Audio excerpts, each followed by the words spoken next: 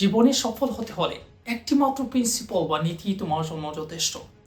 তুমি কি জানো সেই প্রিন্সিপাল বা নীতিটি কি এবং কিভাবে তুমি তোমার জীবনে অ্যাপ্লাই করতে পারো? জানতে হলে আমার সঙ্গেই থাকো ভিডিওটি শেষ পর্যন্ত। Hello and welcome to my channel. আজকের ভিডিওতে আমি আমাদের জীবনে সবচেয়ে গুরুত্বপূর্ণ প্রিন্সিপাল বা নীতিটি তোমার সাথে শেয়ার করব। যেই প্রিন্সিপাল বা নীতিটি অনুসরণ করার মাধ্যমে তুমি তোমাকে ডিস্ট্রাকশন থেকে বিরত রাখতে পারবে এবং এটা তোমাকে শনাক্ত করতে হেল্প করবে কোন বিষয়গুলো নিয়ে তোমার কাজ করা উচিত এবং কোন বিষয়গুলো নিয়ে কাজ করা উচিত নয়।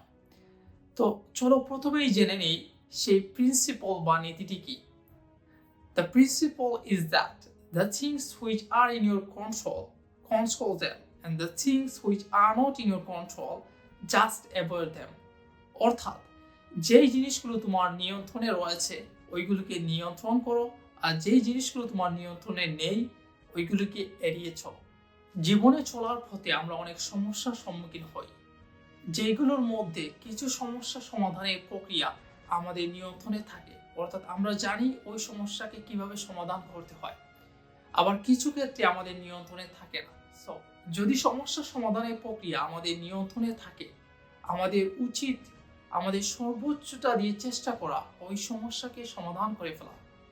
আর যদি এর বিপরীত হয় তাহলে আমাদের উচিত ওই বিষয় নিয়ে চিন্তা ভাবনা না করা এবং ওই বিষয় নিয়ে কাজ না করা।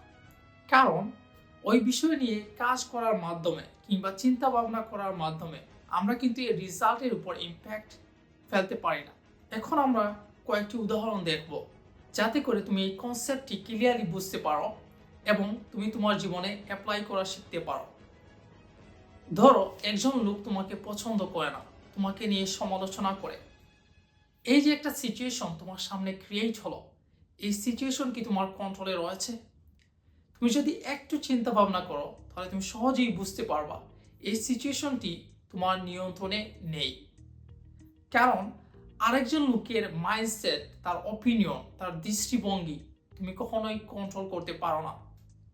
সো এক্ষেত্রে তোমার উচিত ওই ব্যক্তিকে নিয়ে চিন্তা ভাবনা বন্ধ করে দেওয়া।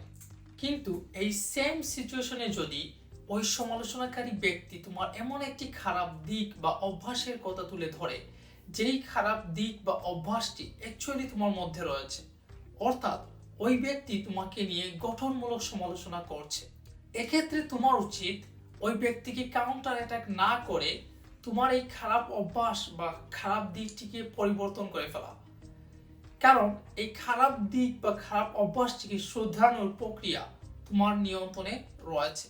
হ্যাঁ, হয়তো এটা করতে গেলে তোমাকে একটু এফোর্ট দিতে হবে, একটু কাজ করতে হবে এবং এটা নিয়ে চিন্তা ভাবনা করতে হবে, কিন্তু এটা করার মাধ্যমে তুমি নিজেকে ডেভেলপ করতে পারবে এবং পরবর্তী সময় থেকে ওই মানুষটি যে তোমাকে নিয়ে সমালোচনা করছে ওই ব্যক্তিও কিন্তু তোমাকে নিয়ে সমালোচনা করা বন্ধ করে দিবে। চলো আমরা আরেকটি উদাহরণ দেখি। ধরো তুমি ঢাকা থেকে চট্টগ্রাম ভ্রমণ করবা। সো এজন্য তুমি একটি বাস টিকিট কেটেছ এবং নির্ধারিত সময়ের পূর্বে তুমি স্টেশনে গিয়ে পৌঁছেছ। কিন্তু স্টেশনে যাওয়ার পর তোমাকে জানানো হলো যে কোনো একটি প্রবলেমের কারণে বাসটি 3 ঘন্টা পর ছাড়বে। সো এই যে একটি সিচুয়েশন তোমার সামনে ক্রিয়েট হলো, এই সিচুয়েশন থেকে উত্তরণের প্রক্রিয়া কি তোমার কন্ট্রোলে রয়েছে? অবশ্যই না। সো এই ক্ষেত্রে তোমার উচিত নয় কেন বাসটি 3 ঘন্টা পর ছাড়ছে ওই বিষয় নিয়ে চিন্তা করা, কিংবা বাস কাউন্টারে যেই মানুষটি রয়েছে ওকে গিয়ে বারবার বিরক্ত করা। তো তোমার কি করা উচিত? তোমার উচিত ওই 3 ঘন্টা সময় তুমি কিভাবে কাটাতে পারো ওই বিষয় নিয়ে চিন্তা করা। সো তুমি এই 3 ঘন্টার সময়ে কি করতে পারো? হয়তো তুমি ফেসবুক বা টিকটকে গিয়ে এন্টারটেইনমেন্ট ভিডিওস দেখতে পারো যা তোমার সময়কে নষ্ট করবে, অথবা তুমি একটি বই পড়তে পারো, গুগলে গিয়ে বিভিন্ন বিষয়ে আর্টিকেলস পড়তে পারো, কিংবা ইউটিউবে গিয়ে ইনফরমেটিভ অ্যান্ড এডুকেশনাল ভিডিওস দেখতে পারো যা তোমার জ্ঞানকে সমৃদ্ধ করবে এবং জীবনে চলার পথে তোমাকে হেল্প করবে। আশা করি তুমি কনসেপ্টটি ভালোভাবে বুঝতে পেরেছো। তো আজকে থেকেই এই প্রিন্সিপাল বা নীতিটি তোমার জীবনে অ্যাপ্লাই করা শুরু করে দাও।